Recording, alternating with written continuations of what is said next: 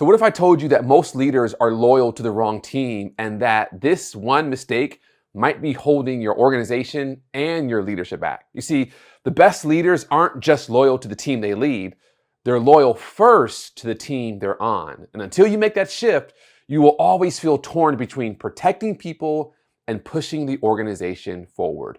Today, we're going to unpack why your loyalty to your first team, your peers, and your leaders must come before your loyalty to your direct reports. And because this is one of the most understood ideas in leadership, and getting it wrong creates silos, slows execution, and erodes trust across your entire organization.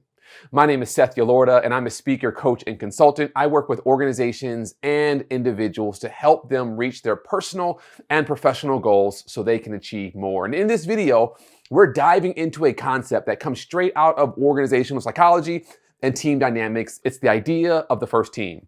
This idea has its roots in Patrick Lencioni's work on the 5 dysfunctions of a team, and it's supported by decades of research on organizational alignment and systems theory. Now, let's break it down. Every leader belongs to 2 teams. The first team is the team you're on, your peers and your boss. The second team is the team you lead, your direct reports. And most leaders instinctively put their energy into the second team. They defend their people. They advocate for resources for their people. They buffer them from the senior management. And that's understandable. It feels like loyalty. But here's the problem. When loyalty to your direct reports outweighs loyalty to your first team, you intentionally break organizational trust. You start to prioritize your department's success over your organization's success. You create local optimization, what's good for your unit at the expense of the system optimization, what's best for everyone. And not to get political, but we see this in Washington happening right now, that loyalty to the team you lead is above loyalty to the team you're on. And in organizational psychology, we call this sub-optimization bias. It's when we optimize for our part of the system instead of the whole. And while it feels like good leadership, it often leads to confusion, competition, and misalignment across the organization. Now, research on intergroup relations and social identity theory helps explain why this happens. Humans naturally identify with in-groups, the teams or tribes that we belong to. And once we identify with one group, we instinctively favor that group's interests. So as leaders, your in-group is usually your direct reports, the people you hired and coach and see every day. But high-performing organizations teach leaders to shift that identification upward, to see their team, their first team, as their in-group. And when that happens, something powerful shifts. Decision-making becomes more collaborative. Leaders speak with one voice, and the people below them stop feeling caught between competing messages. This is what psychologists call subordinate identity, aligning with a larger shared purpose that transcends departmental boundaries. Now, let's make this practical. How do you live as a first team leader? Well, here are 4 mindsets to adopt. Mindset number 1. Speak with one voice. Once a decision is made in the leadership room, it's your job to support it publicly, even if it wasn't your idea, and even if you think it's a bad idea. Disagreement is healthy inside the room, but alignment is essential outside the room.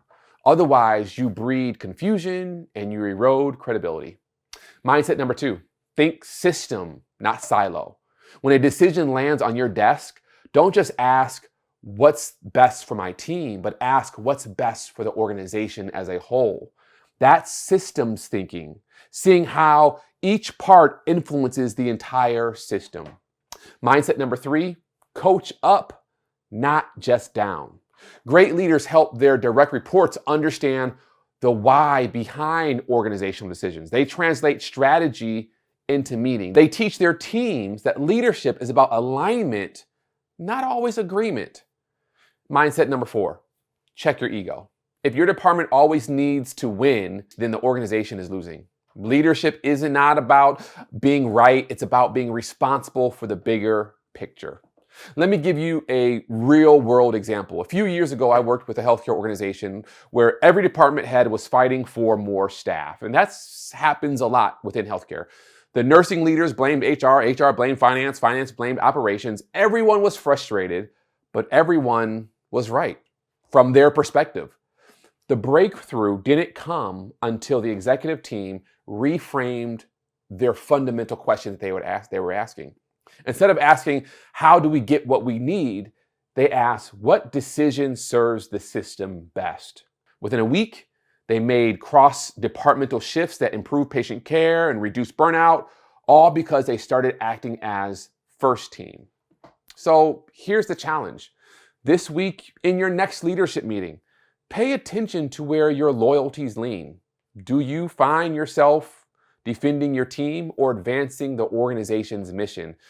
Do you argue for what's comfortable or for what's collectively right? And when you start every conversation from the perspective of your first team, you model the kind of alignment that builds trust, speed, and clarity all the way down the organization. Loyalty to your direct reports is good, but loyalty to your first team is what makes the whole organization great. Because when leaders are aligned at the top, everyone else wins. And that's what it means to lead with clarity. If you found this helpful, hit the like, subscribe, and share this with a leader who's ready to grow. And remember, clarity isn't just what you say, it's how you lead. Peace.